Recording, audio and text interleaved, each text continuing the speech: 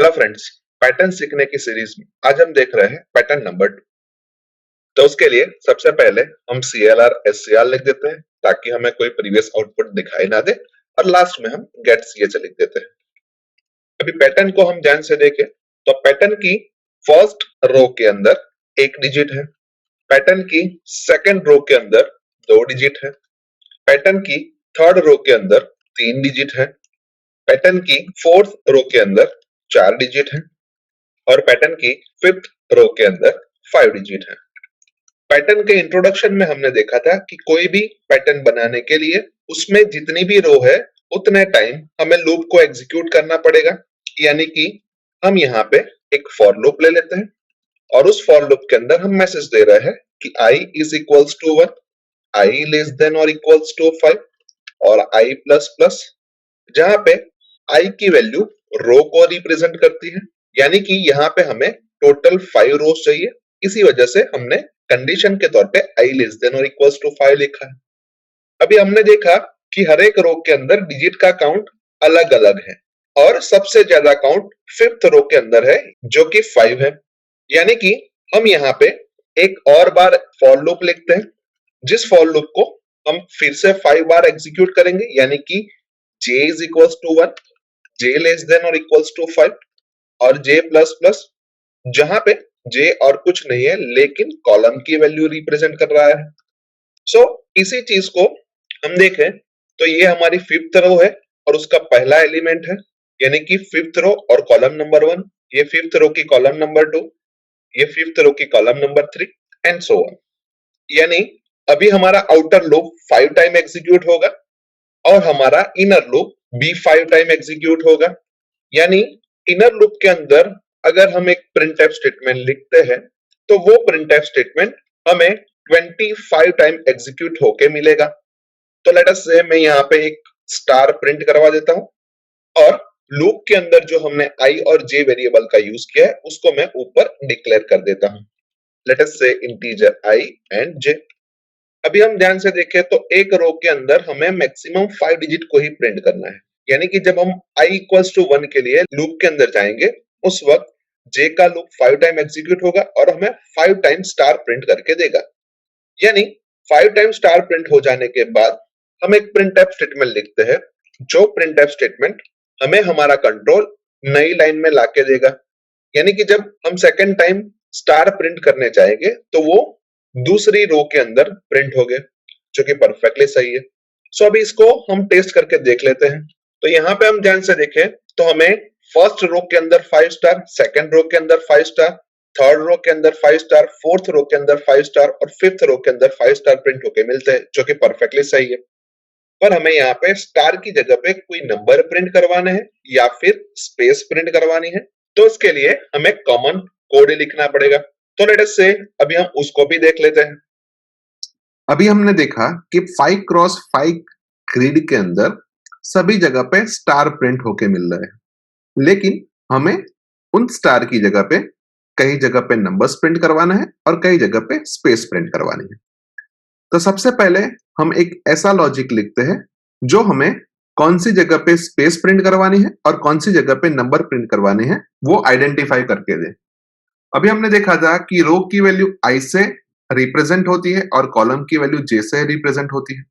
यानी कि अगर मैं i की वैल्यू 1 के लिए j की वैल्यू को ध्यान से देखूं तो सिर्फ j इज इक्वल्स टू 1 के लिए ही हमें नंबर प्रिंट करवाना है, अदरवाइज हमें स्पेस प्रिंट करवानी है। i की वैल्यू 2 के लिए, j की वैल्यू 1 एंड 2 के लिए हमें नंबर प्रिंट करवाने हैं, अदरवाइज हमें स्पेस प्रिंट करवानी है। i की वैल्यू 3 के लिए हमें j की वैल्यू 1, 2 और 3 के लिए नंबर प्रिंट करवाने हैं, अदरवाइज हमें स्पेस प्रिंट करवानी है। i की वैल्यू 4 के लिए हमें j की वैल्यू 1 से लेके 4 तक नंबर प्रिंट करवाने हैं, अदरवाइज हमें स्पेस प्रिंट करवानी है। और i की वैल्यू 5 के लिए हमें j की वैल्यू 1 से लेके 5 तक नंबर प्रिंट करवाने हैं, अदरवाइज हमें स्पेस प्रिंट करवानी है।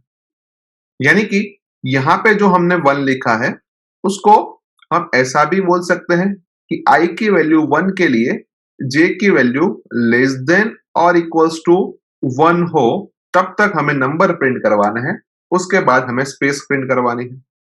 Same way i is equals to 2 के लिए j की वैल्यू लेस देन और इक्वल्स टू 2 हो तब तक हमें नंबर प्रिंट करवाने हैं, अदरवाइज हमें स्पेस प्रिंट करवानी है।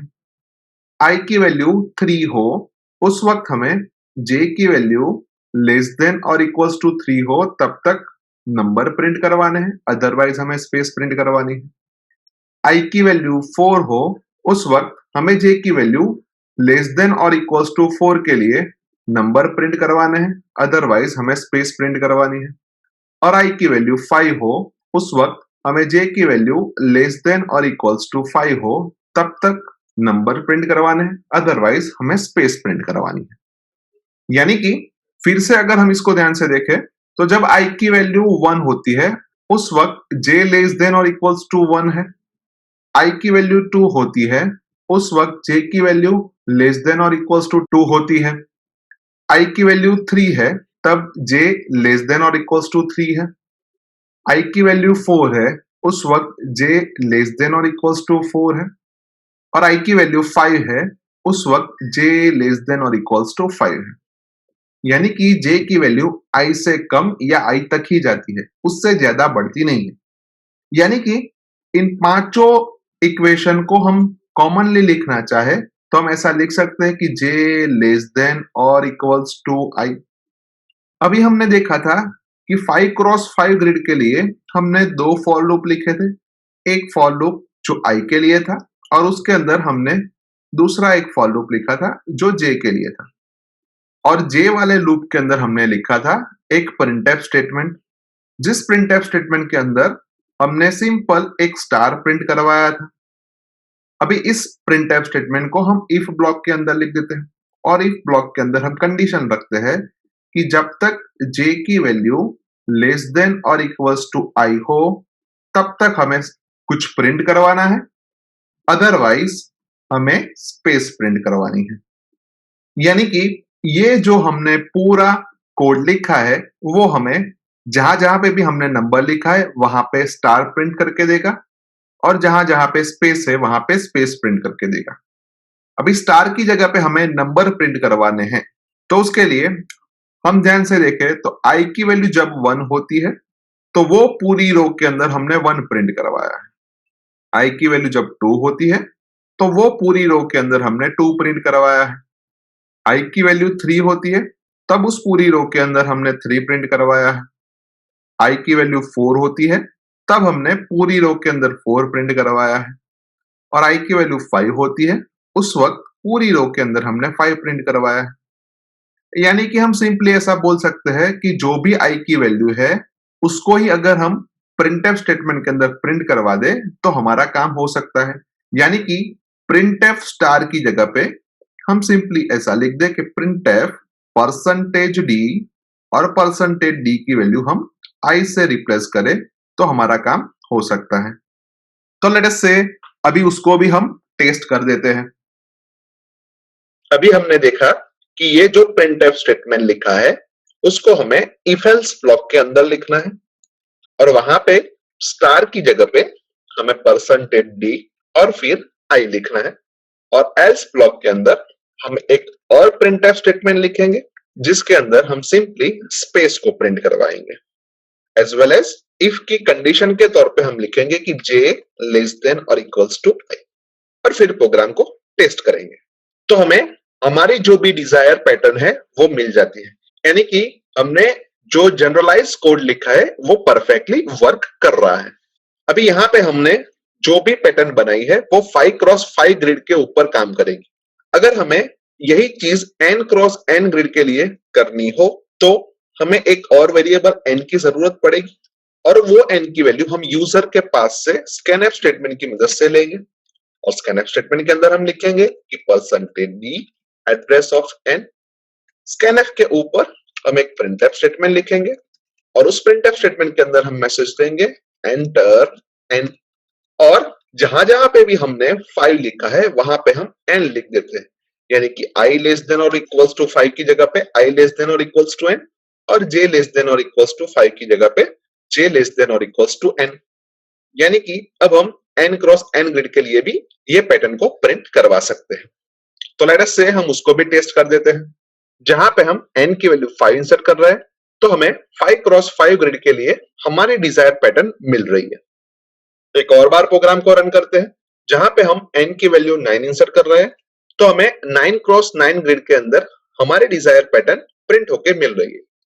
यानी कि हम ऐसा बोल सकते हैं कि इस प्रोग्राम के थ्रू हम पैटर्न 2 को n क्रॉस n ग्रिड के अंदर इजीली डिस्प्ले करवा सकते हैं। सो आई होप कि आपको इस प्रोग्राम के अंदर अच्छी तरीके से समझ आ चुकी होगी। आज के वीडियो में बस इतना ही। नेक्स्ट वीडियो में फिर से मिलेंगे। Thank you very much.